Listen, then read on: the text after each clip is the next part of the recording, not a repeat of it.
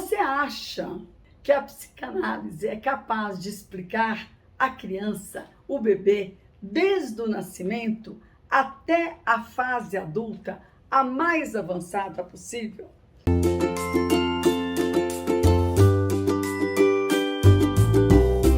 Obrigada por continuar a compartilhar do Infinito Afeto, canal que foi criado no YouTube para que pudéssemos pensar, conversar e refletir sobre os assuntos contemporâneos que tanto têm desestabilizado os pais e impactado na pequena criança, desde a primeiríssima até a primeira infância. Hoje eu gostaria de conversar com vocês sobre umas questões que me foram feitas esta semana no meu consultório.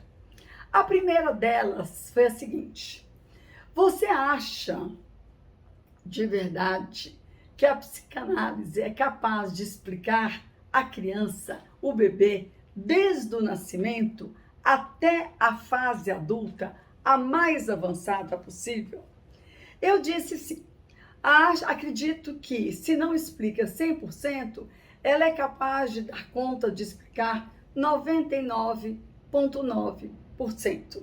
A psicanálise aborda a criança pequena, da primeiríssima infância, desde os primórdios, desde a sua sensação de total desamparo, e o adulto nada mais é do que o retrato da criança que ele foi. Por essa razão, sim, a psicanálise dá conta de explicar criança, adolescente e adulto. Ela continuou com a pergunta: o que aconteceria com o meu filho se eu decidisse continuar dando peito para ele até para além de 1 ano e 6 meses, como preconiza a Sociedade Brasileira de Pediatria, de Nutrição, enfim. E também quais são as consequências de eu antecipar o controle dos esfíncteres ou de eu deixar a criança usando a fralda o tempo que ela quiser, né? Bom, resumidamente, o que eu disse foi o seguinte: a fase oral é a fase que vai do nascimento até ao redor de 1 ano e 6 meses. É o primeiro estágio do desenvolvimento psicossexual da criança. Nessa fase, o prazer é oral e está mais concentrado na boca do bebê, na sucção, na amamentação e na mordida. É a fase que a criança conhece o mundo pela boca. Isso porque tudo que ela vê por perto, ela agarra e põe na boca. Se a criança não tem satisfação nessa fase, seja porque a mãe não amamenta, seja porque não valoriza, seja porque não teve leite, enfim, se ela não tem a obtenção dessa satisfação nesse período, ou se ela tem uma exagerada oferta da amamentação por um tempo além de 1 ano e 6 meses, esse fato pode levar a uma fixação oral, causando, por exemplo, dentre outras coisas, tabagismo, a onicofagia, que é o roer unhas, o dedo na boca quando diante de um estresse ou está ansioso, e há até a hiperfagia, que é quando a pessoa come de forma descontrolada tudo que está pela frente.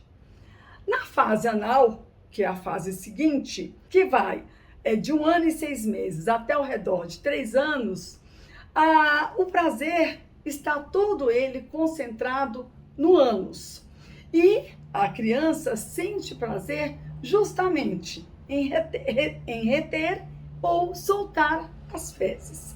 Nessa fase, a criança percebe que durante o treinamento do controle dos esfíncteres, os desejos dela como sujeito podem gerar conflitos com o outro cuidador, principalmente se o outro cuidador é mais controlador e coloca restrições quanto a quando, como e onde a criança pode fazer cocô.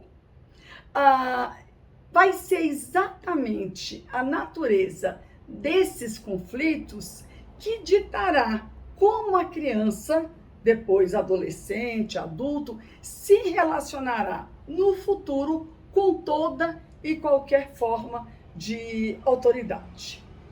Quando o treinamento tem início precocemente, né, ou ele é extremamente rigoroso, diante da insistência da mãe ou do outro cuidador, ou quem faz a função materna, para que a criança fique sentada na privadinha ou no piniquinho, até que ela consiga evacuar, a criança terá prazer em segurar o cocô justamente para contrariar essa autoridade que está se impondo sobre ela e sobre um produto que é dela, que é o cocô.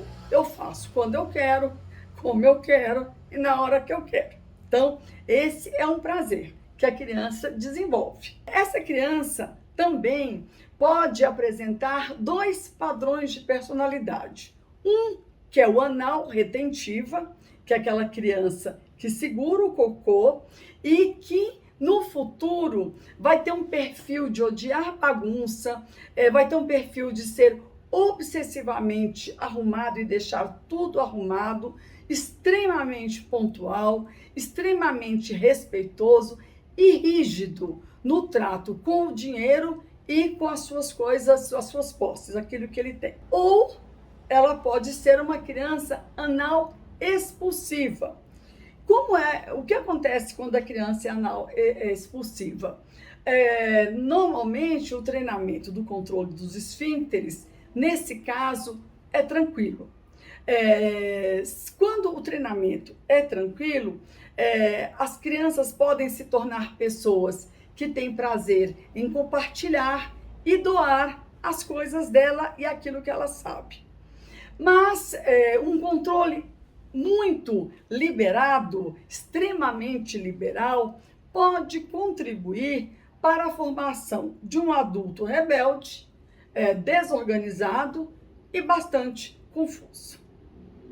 Depois, em seguida, a fase anal, temos então a chamada fase fálica, que é a fase que vai dos 3 aos 6 anos. Nessa fase, a libido se concentra nos órgãos sexuais e a masturbação se torna uma fonte de prazer em ambos os sexos. É justamente nessa fase que as crianças descobrem as diferenças entre os sexos, o que origina sentimentos de rivalidade, inveja, raiva e medo.